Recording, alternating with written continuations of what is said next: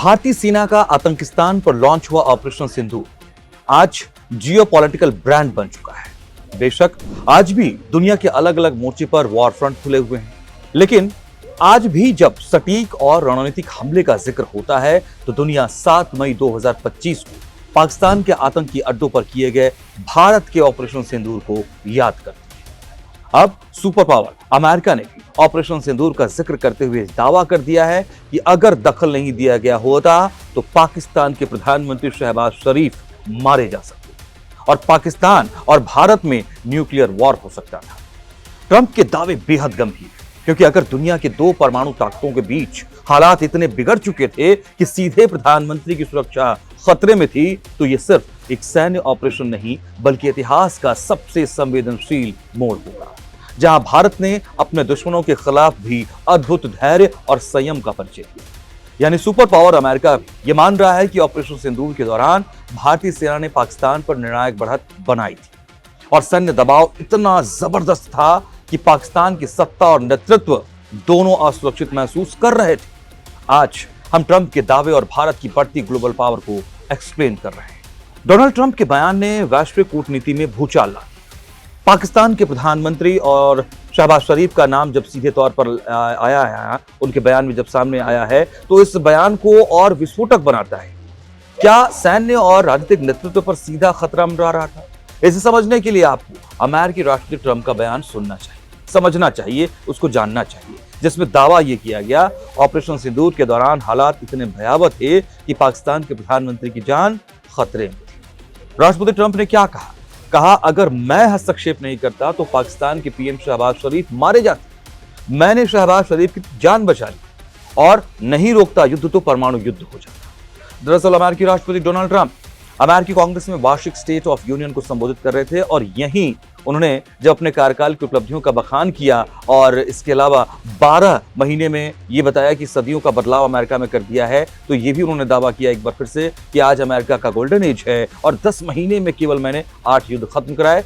इसी बीच Donald Trump ने एक बार फिर भारत पाकिस्तान के बीच संघर्ष रुकवाने का दावा किया और कहा 35 मिलियन लोगों ने माना कि अगर मैं नहीं इसमें शामिल होता तो पाकिस्तान के प्राइम मिनिस्टर मारे जाते। यानी अमेरिका भी ये मानता है कि ऑपरेशन सिंदूर के दौरान भारतीय सेना पाकिस्तान पर कहर बनकर टूटी थी। अगर शहबाज और मुनीर नहीं गिड़गिड़ाते तो पाकिस्तान नक्शे से मिट जाता। हालांकि भारत का स्टैंड हमेशा क्लियर रहा है, उसकी लड़ाई आतंक के खिलाफ है और ऑपरेशन सिंदूर खत्म नहीं हुआ है। ट्रंप के बयान से यह संकेत भी मिलता है कि ऑपरेशन सिंदूर के दौरान सैन्य दबाव असाधारण स्तर पर था। अगर पाकिस्तानी प्रधानमंत्री शहबाज शरीफ की सुरक्षा पर सच में खतरा था तो क्या मतलब है? इसका मतलब है सैन्य कार्रवाई केवल सीमित रणनीतिक लक्ष्य तक सीमित नहीं रही बल्कि नेतृत्व के स्तर तक भी असर डाल रही। भारतीय सेना की कार्रवाई केवल सामरिक ठिकानों तक सीमित नहीं थी, केवल रणनीतिक लक्ष्यों तक सीमित नहीं थी, बल्कि मनोवैज्ञानिक तौर पर राजनीतिक प्रभाव और उसके नेतृत्व को भी प्रभावित कर रही। हालांकि आध्यात्मिक युग में अब जो मॉडर्न वॉरफेयर है वो केवल भूभाग या सैन्य ढांचे पर प्रहार तक तो सीमित नहीं है, ये सब जानते हैं, लेकिन वो निर्णय की क्षमता, कमांड एंड कंट्रोल सिस्टम और राजनीतिक नेतृत्व के आत्मविश्वास को भी प्रभावित करते हैं। ऐसे दावों से यह धारणा भी मजबूत होती है कि भारत ने अपनी सैन्य रणनीति में डिटरेंस बाय पनिशमेंट को ठोस जवाबी कार्रवाई के माध्यम से प्रदर्शित करने का संकेत किया।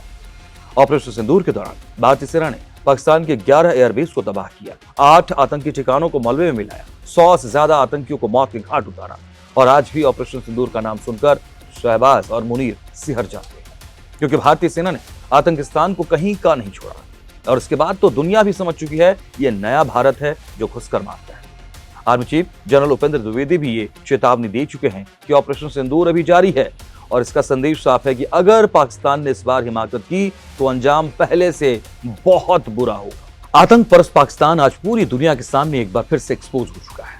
बेशक अमेरिका ने सीधे तौर पर पाकिस्तान को आतंकियों की फैक्ट्री नहीं कहा, लेकिन उनके दावों और बयानों ने जो नैरेटिव सेट किया है उसको मजबूती मिली है और इससे भारत वर्षों से अंतर्राष्ट्रीय मंच पर लाता रहा है कि सीमा पार आतंकवाद क्षेत्रीय अस्थिरता की जड़ है।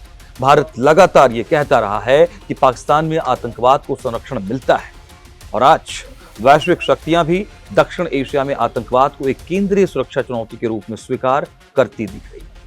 भारत लंबे समय से यह कहता आया है कि जब इस तरह की घटना हुई है तब ये बात आई है कि आतंकवादी ढांचे पर जब तक निर्णायक कार्रवाई नहीं होगी, स्थायी शांति नहीं संभव है। यानी स्पष्ट है कि आतंकवाद का मुद्दा अब केवल भारत और पाकिस्तान के बीच आरोप प्रत्यारोप तक सीमित नहीं रहा, अब यह ग्लोबल प्रॉब्लम बन चुका है, जिससे कई देश परेशान हैं और इसके खात्मे के लिए भारत के पक्ष में एकजुट होते दिख रहे हैं।